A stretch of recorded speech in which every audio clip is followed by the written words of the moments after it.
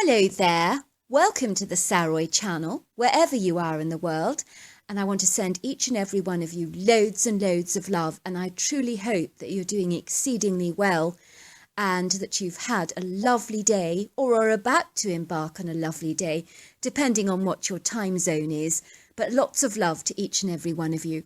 But before we get started, don't forget to subscribe to the channel, click the notification bell and the thumbs up. Dear Sarah and all your lovely listeners, my name is Bree and I grew up in the exquisite rural location of the Pacific Northwest that is very well renowned for its breathtaking scenery of mountainous outcrops, rolling emerald green valleys and very pretty pasture land, not to mention silvery lakes, and let's not forget those dreamy forests of statuesque tall trees that tower up into the heavens like masterful giants. My Bigfoot encounter did not happen to me, but to my grandmother in the 60s here in the Pacific Northwest. My mother related this incredible, fabulous story to me shortly after my grandmother died in 1973, when she was killed very mysteriously crossing the road to attend her regular weekly appointment at the beauty salon. Suddenly, an unknown, rather obscure, very mysterious black car with no license plates and blacked out windows zipped through the zebra crossing at an accelerated speed and ran over my grandmother, killing her instantly. At the time, many bewildered onlookers and startled pedestrians screamed out in horror to witness such a gruesome, unholy scene unfolding before their very eyes, and they described what they had seen as being a deliberate hit and run by an insidious driver who seemed intent on mowing my grandmother down. As is often the case in road traumas like this, nothing was ever established or proved, and the perpetrator of this grisly, deplorable crime was unfortunately never identified. So sadly, my grandmother's tragic, untimely passing was invariably described as a tragic, unfortunate accident. After my grandmother's cataclysmic death, more signs were actually placed up near that zebra crossing, reminding drivers to give pedestrians the right of way and to drive carefully. The story I'm about to share with you is quite some story that I do believe that your listeners may find very entertaining. I don't know much about my grandmother's early life in the 40s when America got caught up in World War II, but I do know that once the 50s emerged, it was a prosperous, booming time for American families, and my grandmother's family rose to the occasion and chose to prosper and bloom during this post-war period under the leadership of Dwight Eisenhower. My grandmother was a very cheerful, bubbly and lively woman who was exceedingly congenial and always saw the bright and funny side to life. As she was very portly and well-rounded, she wore those large flowery dresses with lots and lots of beads, and I gather always smelt of talcum powder and lavender soap. She was an attractive, jovial woman with a long head of blonde shoulder-length hair, a round face, peachy skin and very sparkling blue eyes. Her husband was her polar opposite, and was tall and lanky like a flagpole, and was so quiet and introverted that he barely ever spoke a word, and would only ever acknowledge you with a curt, brisk nod. If anyone asked him a question, my grandmother swooped to the rescue like an eagle rescuing a falling eaglet from the sky, and she would answer your question for him on his behalf.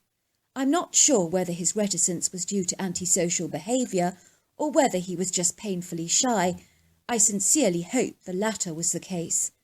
While my grandmother loved all things sweet and sickly, her husband invariably loved all things salty and savoury, and despite their many peculiar differences, they rarely made a staunch, sound, very solid and happy couple. In the early 50s, my grandparents both ran a thriving dairy business that became so incredibly profitable and successful that by the early 60s my grandmother started her very own sweet shop in the local town. This had been my grandmother's lifelong inspirational dream since she was a tiny little girl, and now finally it had budded, blossomed and grown roots. So it came to pass that one beautiful summer's morning in the early 60s, in a very small rural town in the Pacific Northwest, a brand new sweet shop opened its doors to the public and took the entire town by storm.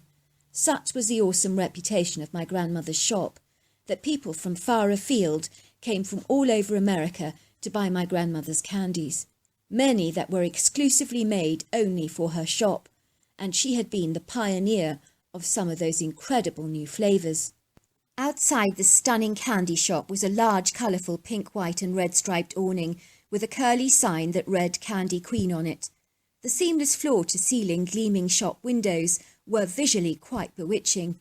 You could observe hundreds of large glass jars filled with the most colourful sweets that you've ever seen in your life on show, and they sat there perfectly on these large white shelves, all beautifully labelled, forming perfect neat lines.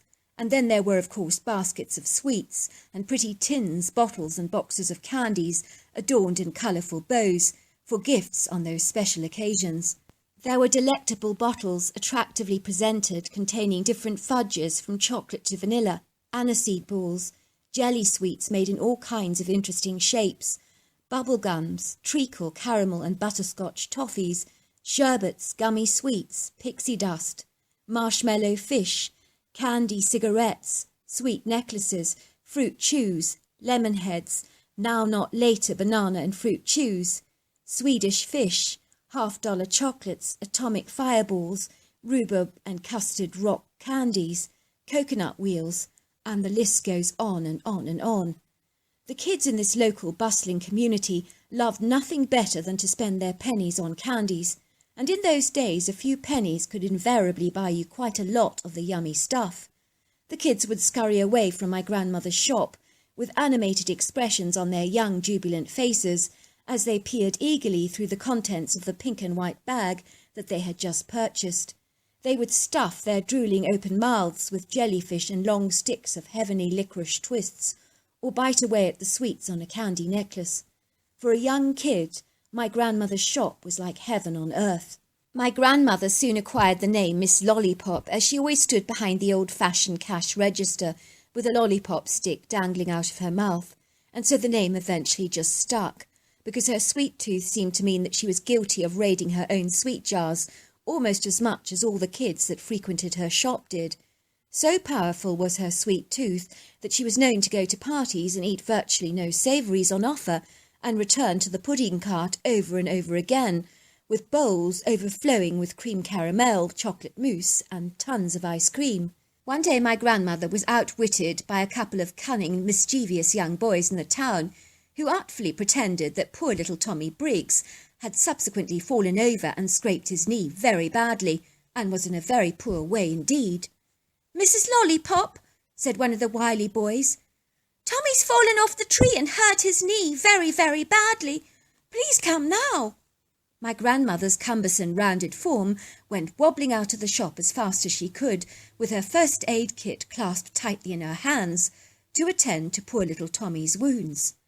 "What did you do to yourself, Tommy?" she asked, as she started to pat off the red blood from the huge red gash on his knee, and she dabbed it with cotton wool and plenty of disinfectant. "I fell and hurt my knee," said Tommy, reassuring my grandmother that it really was terribly sore, as he guilefully put on a very exaggerated pained expression on his face and kept saying, "Ouch! It hurts! It hurts!" When my grandmother gently removed all the blood away, she realised that little Tommy Briggs had not even broken open the skin on his knees, and that she'd been dabbing away vast amounts of tomato ketchup that had been cleverly made to look like blood. As you can imagine, she wasn't too pleased, and scolded Tommy for his unacceptable, mischievous behaviour. "Away with you, Tommy Briggs," she chastised him. "That was a very naughty thing to do." When she returned to her sweet shop, she discovered to her amazement that the jars of sweets had all been raided by a bunch of naughty, mischievous, very enthusiastic, rambunctious kids who had helped themselves and smuggled away some generous amounts of candy in their pockets. The whole shop was littered with bottles of open glass jars that had been seriously pilferaged and dipped into by lots of very eager small hands. My grandmother chuckled to herself, as she had a good sense of humour and knew what it was like to be a kid with a huge passion for candy. It had been a good cunning prank, and she'd fallen for it hook, line and sinker, but rest assured next time she wasn't going to be so gullible or so easily deceived when a wily young child came into the shop with some tall story to lure her away from her premises so that they could surreptitiously acquire for themselves a huge stash of candy. That wasn't going to happen again. My grandmother's shop was located on a rural street next to a large hair salon on one side and a baker on the other. At the rear of the shop was a large dirt clearing, flanked by a vast area of dreamy national forest that literally stretched back for miles. It was filled with magnificent mature statuesque-looking trees, from log-hole pines to Douglas firs, redwoods and sakila trees. From my research that I've done, I gather that this area of forest no longer exists today, as it has been extended into a large shopping area, which is very sad.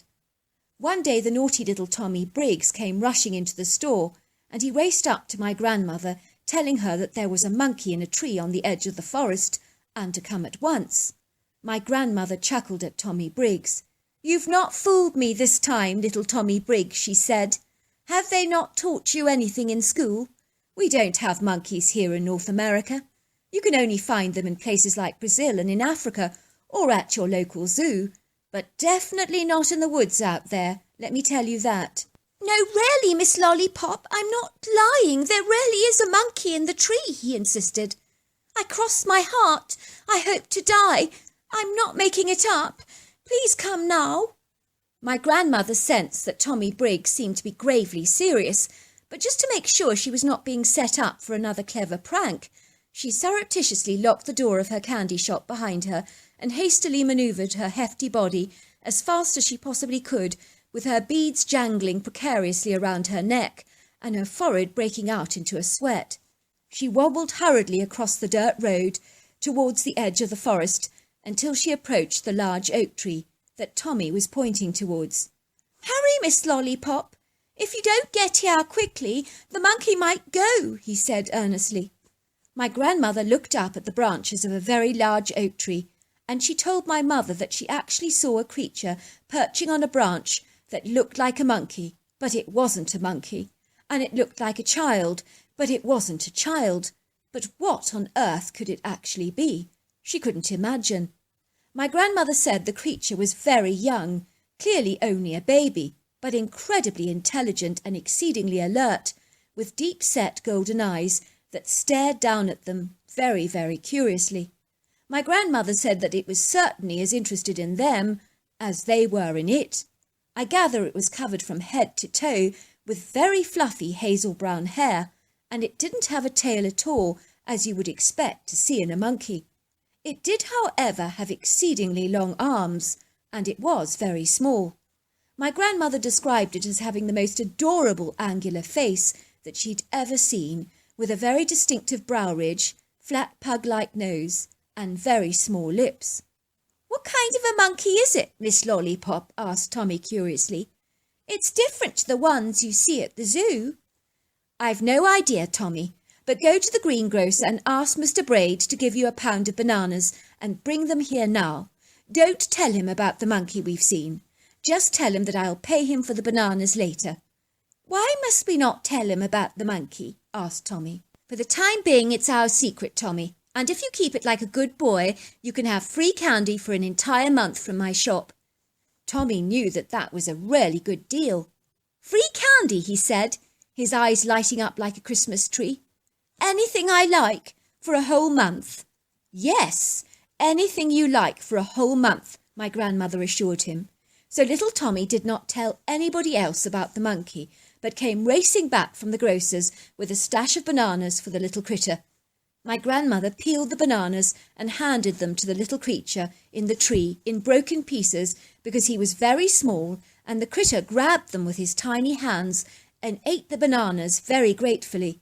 The creature was so cute and chattered continuously, but despite my grandmother's efforts, it wouldn't come down from the tree, and my grandmother was convinced it was waiting for its mother and that the tree was being used as some kind of a day nursery, but she wasn't too sure about that. My grandmother told Tommy to go home while she sat under the oak tree, waiting to see if the mother would actually return. She wanted to be absolutely sure that the critter was not stranded and would invariably be all right. She wasn't certain whether it was orphaned or abandoned, or whether the mother was actually coming back or not. It was only when darkness rolled over the valley did she hear the sound of heavy feet thundering towards the oak tree at a very swift speed, and stopping under the tree where the baby was hiding. Luckily it would seem that the dusky night was illuminated by a bright moon and a scattering of silvery stars. My grandmother was able to see a large silhouette of a very colossal humanoid being staring up at the oak tree and calling out to the little creature perched there comfortably in the tree branches. It called out to the creature in a chattering sound that my grandmother described as sounding like gibberish. And this strange chattering sound continued between the two creatures. The little creature reciprocated with the same chatter, looking down at his mother from a very great height. It suddenly came darting out of the trees rather like a squirrel, where it jumped onto its mother's shoulders with the agility and grace of a monkey, and sat there chatting away continuously. It seemed so delighted to be back with its mother, and was clearly very bonded to her. My grandmother realised that this was the little critter's mother, but she had absolutely no idea that she would possess the startling appearance of a humanoid ape. She described the creature as being colossal and exceedingly tall, with very burly muscular proportions, and built to be powerful, speedy, majestic, lofty and strong. She said the creature was easily over 9 foot tall, 5 foot wide and 900 pounds. It was covered with long flowing brown hair that was not at all fluffy like her sprogs. It was a terrifying creature, my grandmother said, because you could tell that if it was aggressive, it would be exceedingly dangerous. It would take nothing for a creature like this to kill a human, because it was definitely an apex predator, easily in line with a lion and a tiger, with the added advantages of being exceptionally intelligent and discerning. The creature was twitching its nose awkwardly, and it seemed to have picked up my grandmother's scent, but that wouldn't have been difficult because she always smelt of lavender and talcum powder. The creature glided over to the corner of the tree where my grandmother was sitting. At this stage my grandmother was petrified, as the creature studied her intently, and she said in the darkness the creature's eyes possessed a very bright red eyeshine, which appeared menacing and disturbingly intimidating. She said at that moment in her life her fear escalated because she knew how protective mothers in the wild invariably are of their young. She said that the little creature sitting on its mother's shoulders tugged at the mother's hair on her cone-shaped head and started chattering away in her mother's ears. I think my grandmother was certain that the little sprog was telling its mother that she imposed no threat. That's how intelligent the little critter actually was. My grandmother said the creature gave her one last fleeting look, but did not display any obvious aggression towards her. It was almost as if the creature was saying, "Why are you hanging around my kid's day nursery? What is your interest in my kid?" It was almost as if she was trying to discern whether my grandmother had any nefarious intentions towards her sprog. When she seemed satisfied that my gran didn't impose a threat, she glided away faster than the wind, with the grace and stealth of a cheetah, and then she was gone. The next day my grandmother was so incredibly excited about what had actually transpired that she visited the local papers to tell them her extraordinary story, and that there was a primate living in North America in the woods that resembled a human. She took Tommy Briggs with her as a witness to confirm what they'd both seen in the oak tree. The young reporter was shaking so excitedly when he took down the details of my grandmother's story.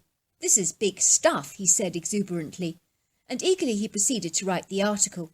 But his boss refused to let him publish the story, telling him that my grandmother wasn't right in the head and was making these crazy allegations up.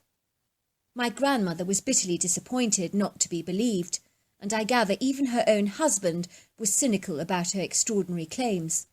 My grandmother said that one day a very strange, peculiar man entered the sweet shop. She noticed he wasn't local or from the area and appeared to be attired unusually smartly. She said he was wearing a black hat and a suit with a dark wraparound pair of glasses that he refused to take off. When he spoke, his voice was rather raspy, with a non-definable accent.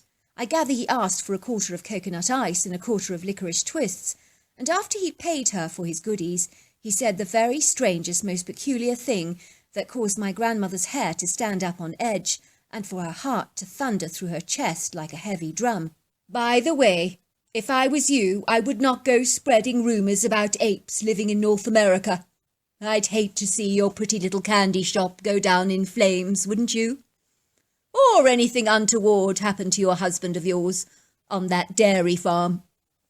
After that incident, my grandmother kept her mouth tightly shut and never ever spoke about the creature she'd seen again.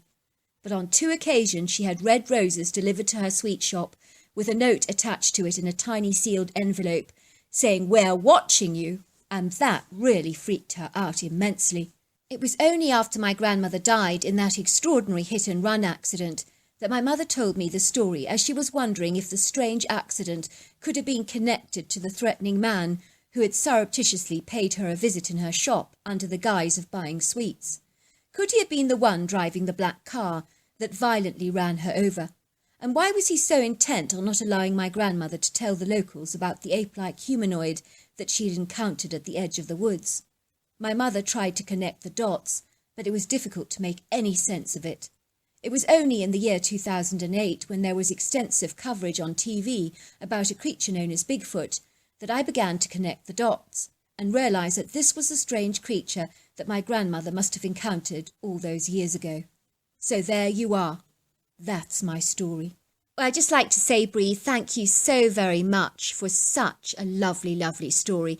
Your grandmother sounds like she was an extraordinary woman, and it's so devastating that she was killed in such a tragic way. But wow, she certainly lived up to her fantasy of having all these incredible sweets in her shop. And to all the listeners listening out there, we're at Christmas week, and all of us are aware of the kind of chocolates and sweets that we can buy at this time of the year. But if you look back, I don't know whether any of you grew up in the 50s or the 60s or the 70s or what year you grew up in, but do let us know what kind of sweets you liked or what you grew up enjoying as young children. I know personally that I've always loved licorice, not all the time, on occasion. I've got to be in the mood for it. I remember once when I went to Holland, they had these massive baskets of different kinds of licorice that you could buy. They had salty licorice and sweet licorice. I've never seen so many types of licorice in my entire life. And I remember buying a big bag of sweet licorice, and it was delicious. But I have to be in a mood for it. Another thing I also love is coconut ice and nougat and Turkish delight. But what are your favourite sweets? Do let us know. Until next time, goodbye and good night.